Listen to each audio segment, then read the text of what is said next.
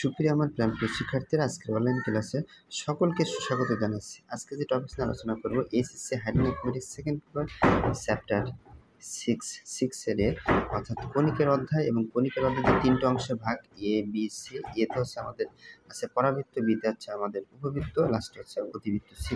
আমরা যেটা নিয়ে আলোচনা করছি এবং সমাধান করছি সেটা হচ্ছে পরাবৃত্তের অধ্যায় এবং অঙ্ক। দেখো, অর্থাৎ জ্যামিতির অঙ্ক খুবই গুরুত্বপূর্ণ। দেখো, ওয়াই স্কয়ার সমান 4x, পরাবৃত্তের শীর্ষবিন্দু,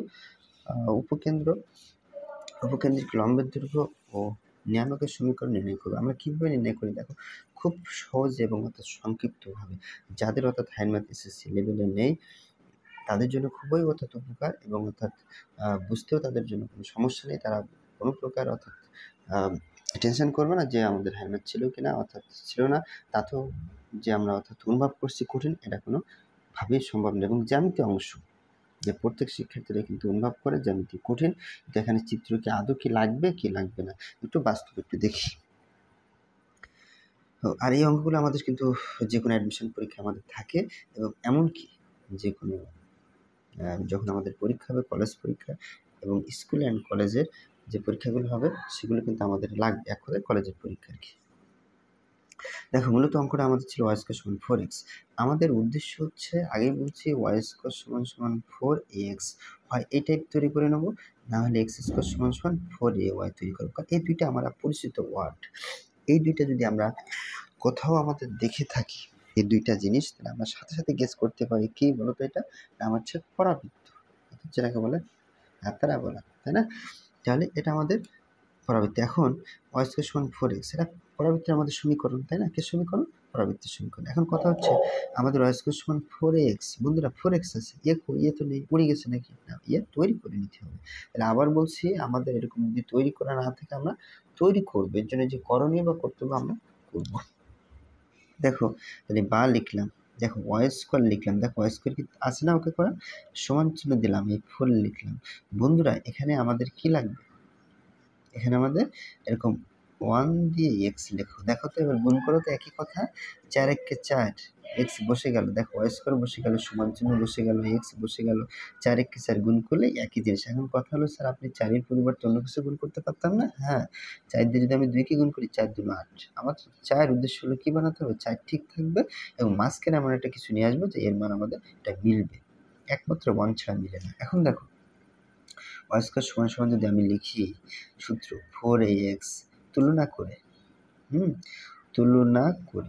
লেখার পরে এটা আমি 1 নম্বর সমীকরণ দিলাম। দেখো, এটা তৈরি করে নিয়েছি কিন্তু, ওয়াই স্কয়ার সমান 4ax। এখন দেখো, ওয়াই স্কয়ার সমান 4x, এখন এই 4 বাদ দাও, সূত্রের সাথে তুলনা করছি, এক্স বাদ দাও, এখন এর মান কত দেখি বলো তো, 1। তাহলে আমরা সমীকরণ থেকে তুলনা করে পাচ্ছি এখানে এর মান কত পাচ্ছি বন্ধুরা, এ সমান 1, কিন্তু সহজে পেয়ে গেলাম। ওকে, এখন আমাদের সূত্রগুলো বসাতে হবে। আমরা শীর্ষবিন্দুর স্থিরাঙ্ক কিন্তু আমরা শিখেছি, শীর্ষবিন্দু কিংবা শীর্ষবিন্দুর স্থিরাঙ্ক কি শিখেছি বলতো, 0,0। এর অর্থ কি, এক্স এর মান 0 হবে, ওয়াই এর মান 0 হবে। এখন আমাদের এর মান আসছে এখানে 1, এর ভিতরে কি এর মান আছে? নেই, তার মানে আমাদের কোনো প্রশ্ন নেই, এটা আমাদের উত্তর, কিচ্ছু লিখবে না স্যার। এটা কার? শীর্ষবিন্দুর স্থিরাঙ্ক, কিন্তু আমাদের এটাই উত্তর, আমাদের আর কিছু লেখার প্রয়োজন নেই।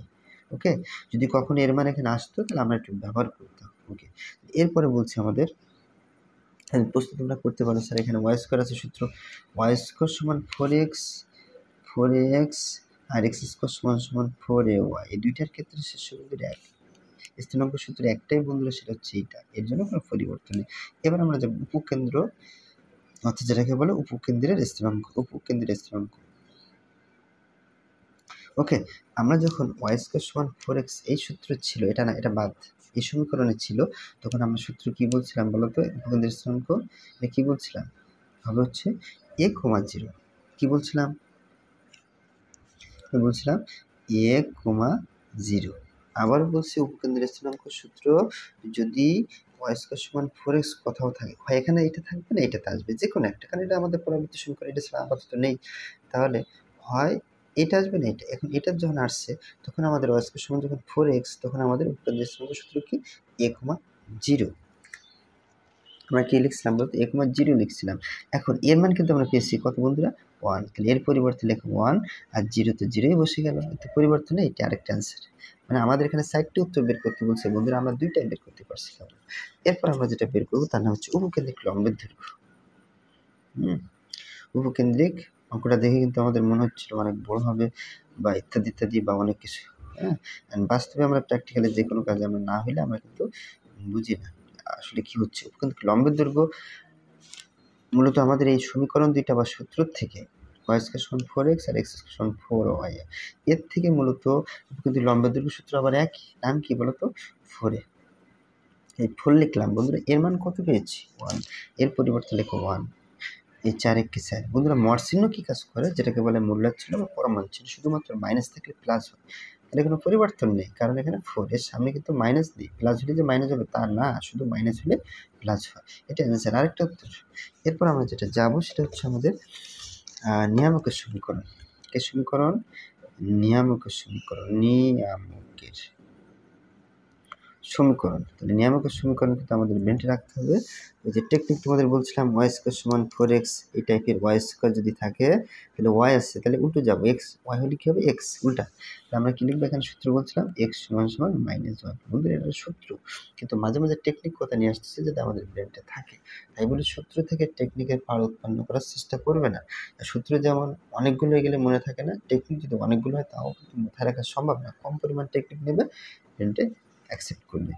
এখন দেখো x লিখলাম, এখন এখানে এর ভিতরে এর কোনো কারবার আছে কিনা? আছে কোথাও নেই, তার মানে আমাদের আর এর কোনো প্রয়োজন নেই। -1 এর পাশে গেলে কি হবে? +1 = 0।